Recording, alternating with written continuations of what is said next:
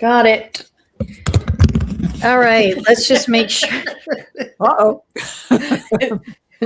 Oops. What's going on today? Harlow, can you check and see if Patreon is live? Let me take a look here. Yes, indeed it is. Okay. That was a really unique.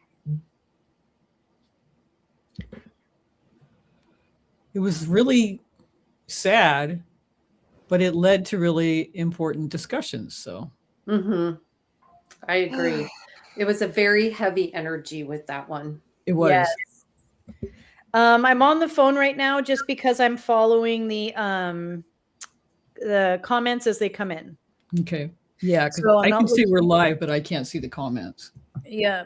So I'm not ignoring you guys. Yeah. So repeat that because I wanted to buy in on that. You said what? It was a heavy energy? Yes. And Harlow was saying that, oh my gosh, I just drew a blank. I love my brain. It works really great. It was a heavy case and it led to some important, interesting discussions. Yes. Yeah. Isn't that like, I mean, obviously you never know going into a case. We could never have. No, I think know. That's always what's surprised. so interesting is you don't know what spirit is going to teach, what spirit is going to, and look at all the teaching Jason did without even being present, without, saying a word. Right. And that's really kind of what his soul is supposed to do. Maybe in keeping with his communication skills. Oh, very true. Wait, say that again? Because he had difficulty communicating and speech issues. So he did it in a different way. I mean, one of the things I was talking about with a client the other day was that the spirit out of body does not necessarily mirror the spirit in body. And so even though there will and can be, moments that let us know that that's who it is, you can have spirits that are deeply evolved and they come through in body and they are maybe vicious, maybe not liked, and so there isn't always the similarities. A lot of times there is, because that's the only way we know it's them. Oh, they used to say blah blah blah or whatever that is. But if you really get into the soul of an individual, it just goes way beyond what they were wearing, what they said, how they behaved, what their personality was like. And you get into their consciousness of why they were there. What were they there to teach? What were they there to offer? Why did they come through this time? And when you start to see them through that lens, all of a sudden, this person feels a little bit different than who you knew in body. And now you're creating a new relationship with them. But that's very hard for the average person to do. That's very hard when someone passes to communicate now directly with the soul and honor and see the soul for who it is, not just who you thought they were and how your relationship was. And sometimes I think that's what can hold people in the grieving stage for so long, because they just won't let go of who they knew in body and won't allow themselves to experience who this soul is outside of body. And what that soul now wants to teach you, and what that soul now wants, how that soul wants to communicate with you and create a relationship with you, and what that looks like and feels like. And, look at what Jason did just tonight. That's the soul at work. That's the soul that soul had that life experience 20 years ago. So we could have a conversation tonight. That's not the only reason, obviously. Right. It's like when you throw a rock into a pond, right? And there's that initial splash, which is his immediate family and his soul and all of that immediate, right? But then there's these massive ripple effects that can go on for 10 minutes? Ripple effect through the water. And we were a ripple effect of his his initial hit, you know, and we caught that ripple and was able to experience something from it, learn something from it. Yeah. He was subtle in his teaching this as he was subtle in his life. Ooh, that was beautiful. Because he was a very kind and gentle soul. You know, you could tell that. And that's why when this happened to him, he was really, truly dumbfounded because, you know, he was, as people say, he was an old soul. He was gentle, you know, he was wiser and kinder beyond his years, you know, for a 19-year-old. Because most 19-year-olds are pretty all about me. Where am I going? Yeah. What am I going to do in college? Where are my friends? Where's the party? You know, and he wasn't that kid. Yeah. At least that's not how I felt. I agree. And I feel like everyone else felt that same thing too, that you're saying in the comments. It felt like, and I think we saw that a few times, that he was a kind, that he was all those things, you know?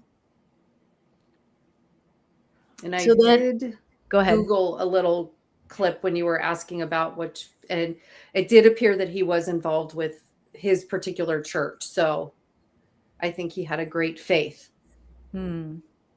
What religion was that? When I looked that up, it was a Catholic church. Oh, okay. Yeah, I didn't think it had anything to do with his church. No. But when you had asked if these people were right, I think it was one of the questions someone asked. Yeah. So that's why because that's why I Googled it, just to see if there was, you know, because there's different things in each one, you know, like there's different. I don't know what's the word. I don't know what the word is I'm looking for. Like my dad is Roman Catholic, but then there's the like subdivisions.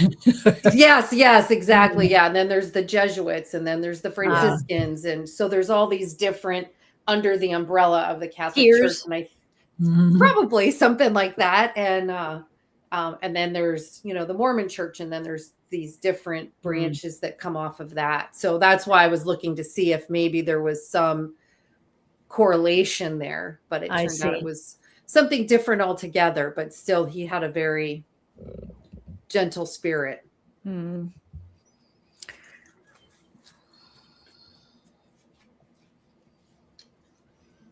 This is one of those examples of a case that, like, it doesn't even matter, you know, the clearing we can do, but you still, I'm sure, you know, I've done plenty of meditations where it helps bring some balance, but it doesn't lift that sort of thing. Like, it doesn't lift it. You're not like, okay, I feel great now, let's go on with life. It's just sort of like, I can function, but I still feel it, you know? Yeah. I still feel sad for his family. I feel sad for him, you know. For him, it's just like, you know, even for me, like even if you feel like you know the answer, you're still just like, why? Like, why? Like, I get it, we just discussed it, but you still feel the need to say why, you know? Right. Why him? Why now? Why? Yeah. Why do these people do this for a living? It's gross. How do you? And the numbers are staggering. I know. And kind of like going back to what you were saying about when the question was asked about the trafficking, and it's about more being conscious. And I was talking to with someone at work the other day, and they were lamenting about all the rich people and how awful they were. And I was like, well, I said, I'm going to argue with you on that, because I said, not all rich people are awful. I said, you can have some really, really rich people who do really, really amazing things in the world. And then you can have some really, really poor people that can do some really amazing things in the world. And you can have some really poor people that really do some crappy things in the world. And like I said, if you're an asshole, whether you have money or not. Right. you know, and I truly believe that, you know. I agree. You know, I because agree. I think you can't just lump some people into categories because of something they do or don't have, you know. It's like it's, you know. Absolutely. It's not the money that makes someone an asshole. They're an asshole. 100%. And if you're a derelict with creepy thoughts, you're just, you know, it doesn't matter. I mean, it sounds terrible, but with stuff like that, it's just, you know, money gets you better awfulness, whereas opposed to if you were awful, you would just not have to sully your own hands. That's why all the people with all the money got their hands. You know what I mean? It's like they paid somebody else to do it. Where they pay someone else to do the dirty work. Yeah. The dirty work. Whereas if you don't have the money, if you want to do those kinds of things, people do it all the time. And I know that sounds awful, but they do. And they just don't have to, they just don't pay somebody to figure it out for them. Right. To clean up the mess and whatever that is. No, it's true. It has nothing to, I agree 100%. Megan saying, as a mom, I feel so sad for his mom because it sounds like he was such a special boy. I don't even, I mean, Denise can only, you know, Denise, you can speak to this because Harlow and I aren't parents, but just my 2 cents is I don't think there is a word that could ever describe the pain.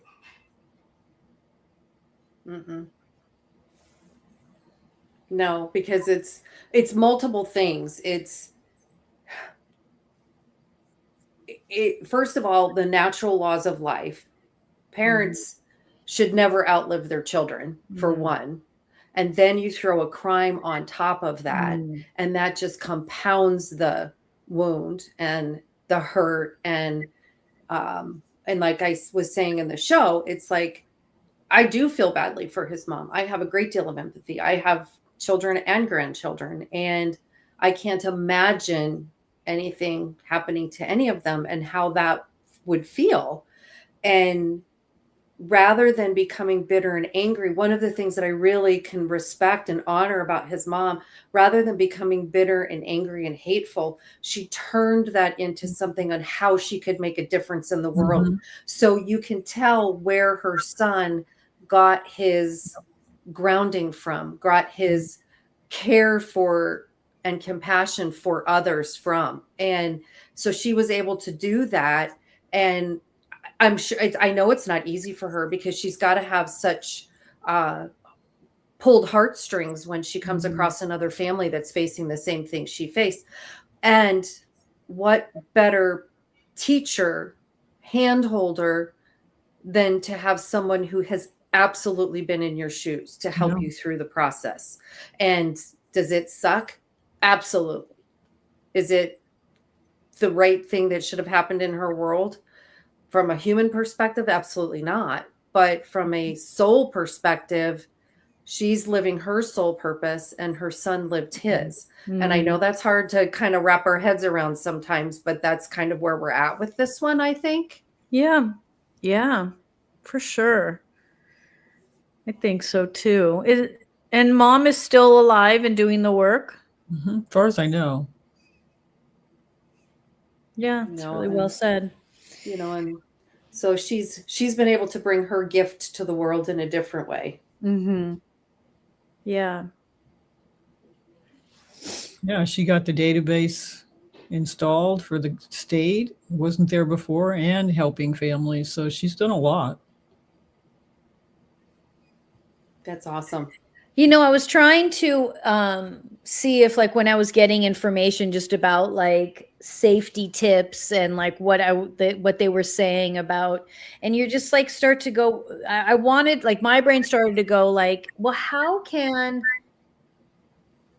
could something like I mean, like the only way something like that could have been prevented is if it was just understood that, you know, you just never walked alone until you were out of the age of, you know, where perpetrators weren't interested in you, you know, when you what is that age? Right. 80.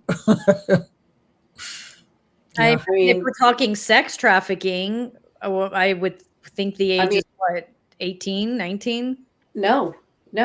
I see women in their 30s and 40s that happen to all the time. It's happened to me. You mean being abducted? Being followed. Being followed in a store. followed Oh, in a oh, parking oh. lot. I've seen several people on TikTok, even on videos, talking about it. Yeah. But I mean, They're not young kids. are they being sex trafficked, or are they just being like your traditional victims to, you know, like Marked, a followed. one-off crime? Like I'm talking sex trafficking, you know? Well, they might have been if they hadn't been aware. Who's to say? I don't think they look at age. I think they look, like you said, they look at a visual. Mm-hmm. We want somebody that's 5'2", blonde, Mm-hmm. athletic, whatever. You know what I mean? Age is irrelevant. Unless you're looking at somebody who specifically wants somebody that's underage. Yeah. Yeah. I don't know that this conversation is helping us pull out of this black darkness. I know. It kind of took a nosedive. Yeah, I was gonna say, I think we need to redirect this because this could go all kinds of different ways. But I mean, you know, seriously, Megan say, what did she just say? Yeah, okay, sorry, I took that in a dark direction. Hold on, Megan just said something, but I've got to figure out how these stupid things work. I don't know why we can't see. I don't understand why I can't see comments. I can't see a one. I can see us live. I can't see them either. It's just so bizarre. Oh, they look at opportunities. Megan's saying, and they look at opportunities. Yeah, I mean, that's true too. Gross. It's all gross. It's all sad and gross. Let's talk about something better, more exciting. Nope.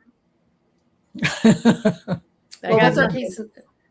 Who are we doing next week? Well, that's not going to get you any brighter. Okay, forget that then. Well, Monday, we're going to be doing something. Yeah, I was thinking that too. And I'm like, that's not going to help anything either. No. Okay. There's nothing under true crime that's going to make any of this feel better. Exactly. It's the nature of the topic. But Monday, yes. Okay. Monday, 6:00. I'm going to make a thumbnail for that tonight. We'll be live. We're going to talk about the Savannah Guthrie's mother's case. Speaking of all ages, it just felt like this was right in our face and couldn't be ignored. Shouldn't be ignored. It's everywhere. Yeah. It's affecting everybody. It's making everyone feel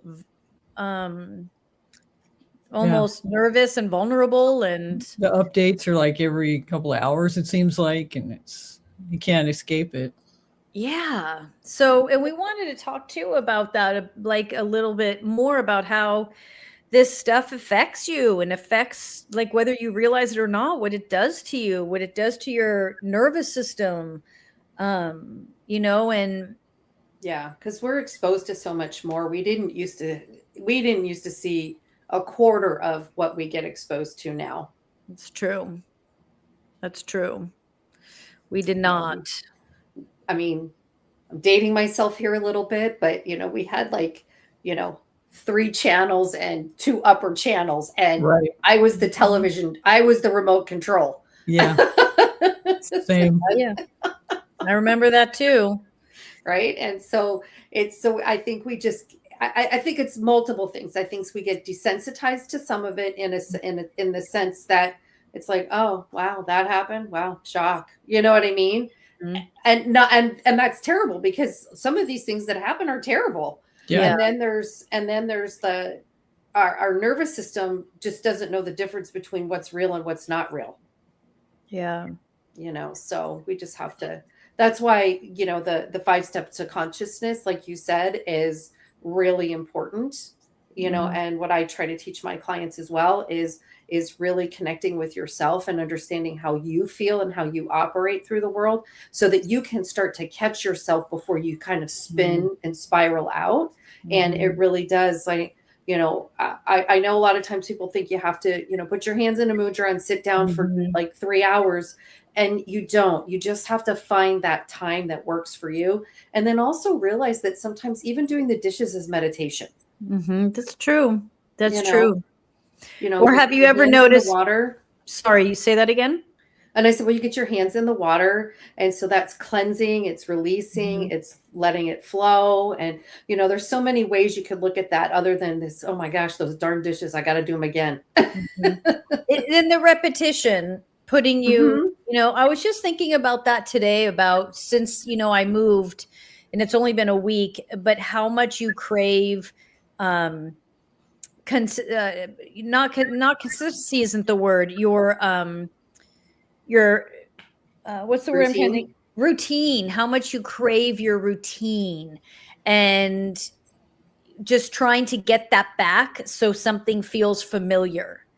You know, and how routine can be healing, but just that repetitiveness and Mhm. like you said, washing the dishes, something like that. And sometimes too, that's also just a redirecting for a moment, like getting your mind out of, like, just like when whichever one of you or both of you said we have to redirect this conversation. It's like I was starting to circle the drain. It's like you just get sucked into that rabbit hole and you're like, oh, get out, get Let's out, go. We're get going to yank you around. up by your britches. Well, that's kind of the problem with social media too. Even if you don't want to follow the Guthrie case, it's like everywhere you can try to avoid it, but then everybody else is talking about it, so you kind of want to keep up. It's just like a vicious circle. Yeah.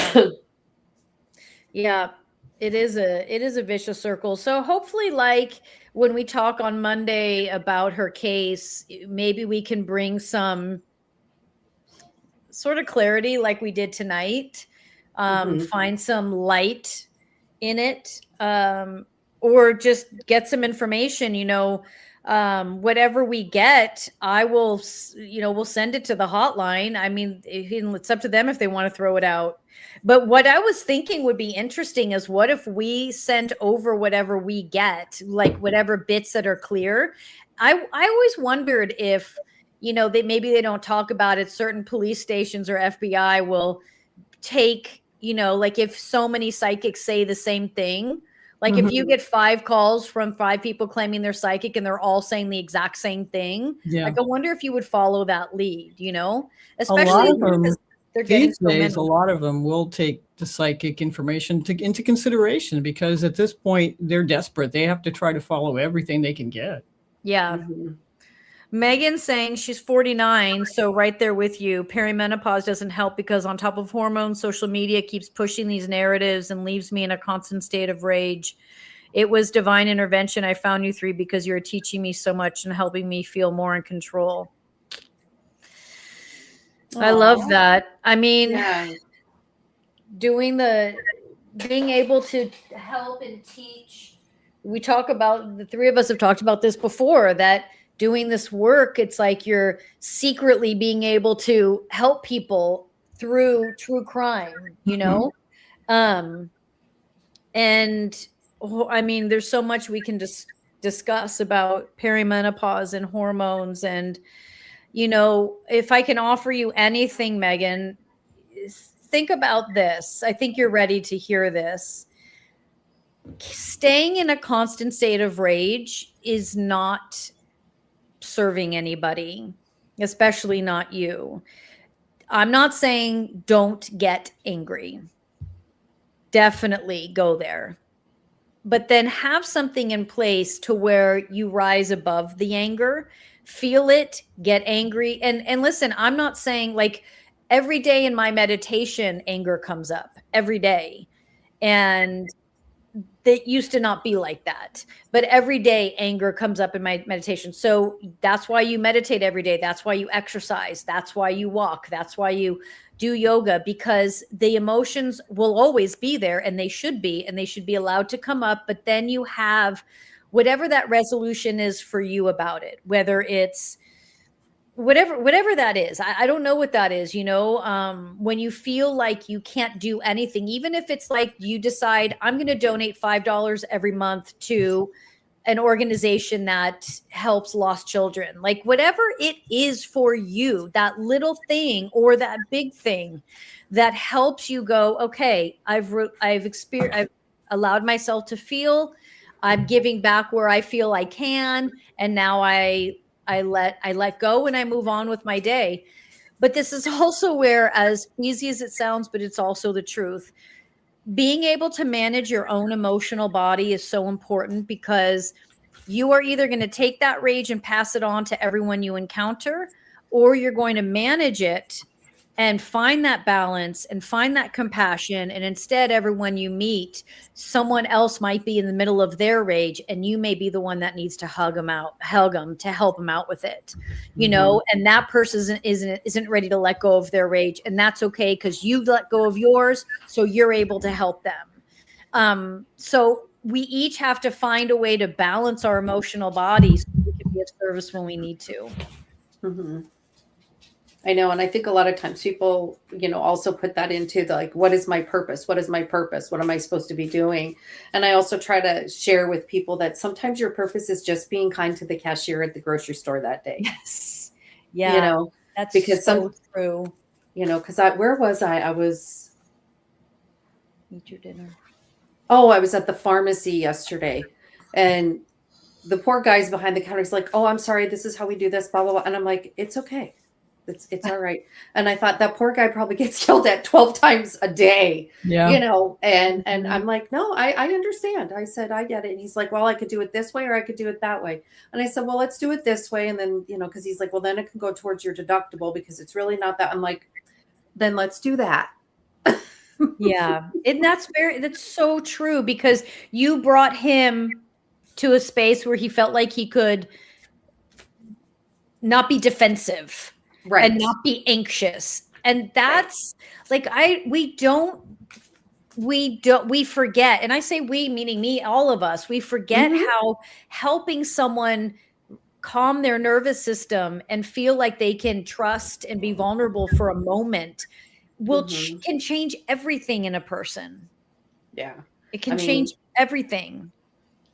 Yeah. Cause there's that always that's, that people say a lot. It's like, you just never know what somebody's going through that day. You don't know what kind of news they just got, or a phone call they just received, or, and vice versa. Sometimes you go places and people are just rude as all get out to you. And you just found out something that was, maybe you lost your job or something. You're like, really? Yes. You messed up my coffee. I'm going to lose my marbles. Right. It's true. Megan is saying, yes, thank you. I've always been so slow to anger. I'm a mom, a nurse. Oh, a mom and a nurse. Ooh, that's a lot right there. So I know that this is hormones and outside factors, and you are all teaching me how to find my bees again. So Megan, I'll be quick. Let me start here. Your period magnifies your truth. So remember back when you had your period, and every time you would have your period, you go, oh, you'd be crying or angry or whatever, and go, oh, it's just my period, and you blow it off. No, it's magnifying what is already the truth that lives in you. So perimenopause and menopause is going to be doing the exact same thing. These are not frivolous emotions. These are not emotions that are hormonal. These are emotions and feelings that are real and that have been living in you, that have been repressed in you for whatever millions of reasons why you have to repress, because you have to be a mom, you have to be a nurse, you have to be all these things. But those experiences, those feelings, those emotions are real. And the best thing you can do is step into them and have a way to constantly be healing therapy. Megan, email me and I'll send you the 5 steps, because especially when you're going through perimenopause, when we have our periods, this is when we're learning how to hold our power, but we're releasing it every month so we aren't overwhelmed. And so it doesn't necessarily like blow our circuits. When we are moving into menopause, this is when we actually hold our power. We're no longer releasing it. We're no longer letting it go. If we allow ourselves to go through it correctly, we are internally holding psychic energy, emotional energy, physical energy. So this is why the body starts to feel like it's breaking down, because it's being asked to hold psychic energy it's never had to hold before. But really, the body isn't breaking down. It's making space. Yeah. The other thing that I like to teach my clients through that process as well is to really start paying attention to the moon cycles and how you feel with each phase. because the moon is on her time frame, but you might not be on the same time frame as the moon. So it's like we have our new moon coming up on Tuesday. So we're starting to feel that energy with that coming in. But you might, which is normally associated with the season of winter. So it's more introspective. You want to have more nourishing foods. You want to be a little quieter, but you might be somebody who's not in that cycle. Maybe you're in your full moon cycle and you're like, hi, hello, I'm ready to be summertime. Let's come in, let's go do something. And so it's really good to understand that. So then you can incorporate that. And as you no longer have your cycle, you can start to feel those ebbs and flows, even though there's not a physical manifestation of those ebbs and flows for you anymore. Well said. If those emotions are the real me, I must be a crying, raging bitch inside. Well said, Violet. No one's going to dispute that. Same for all of us. There's times where we're all like that. Well, think about it. So the reason why, like when we talk about the 5 steps, the reason why the 5 steps are therapy when we need it, yoga, and meditation. Yoga clears energy when it's stored in parts of the body we can't access through natural stretching or even therapy. So it holds it. Emotions, memory is held in the tissues, in the arms, in the legs, in the hips. And so when you do yoga, you're connecting and releasing to these places that we can't really access just through talk therapy, that we can't really access just through a meditation. This is why using the body is so important, because there's many different ways we store suffering, we store emotion, we store memory, and there's many different ways to then release all of that. So this is why there's 5 steps to raising that consciousness. And listen, every single day you acquire new emotional experiences. So this is why those 5 steps need to be practiced all the time, because you're constantly acquiring new energy. I think, Denise, you had a way of saying that where I can't remember now, but anyway, I remember you saying it, but I can't remember how you said it. Anyway. It'll come back to you. It'll come back. That's that. There you go. 2 a.m. There you go. Menopause. One of the things you can't stop for menopause is right. Huh? What just happened? Yeah. You start to feel like you're getting dementia, and it's just part of it. Yeah. Only it's not. You're being asked to utilize more of your energetic part of self than the mind. I mean, there's obviously medical reasons for why the mind does what it does, but another aspect of it is you're being asked to utilize your energetic body because you've been utilizing the physical body. Now you're being asked to utilize the energetic body. This is how you learn how to hold the energy. We could talk all night. So I was going to say, we could have a whole different class on that one. And that is actually coming. We are going to be offering stuff like this on Patreon. So that is coming. Thanks, you guys, for all the great questions. Thank you for engaging us tonight. And thanks for joining us over here on Patreon for the after. That's great. Monday, we'll see you for the Savannah Guthrie case. We'll also be recording our post show and getting that out to you guys next week too. Thank you, Violet. We always love Violet. Okay, you guys. Thank you. Have a good night. Thank you, Harlow. Take care. Bye, guys. Bye.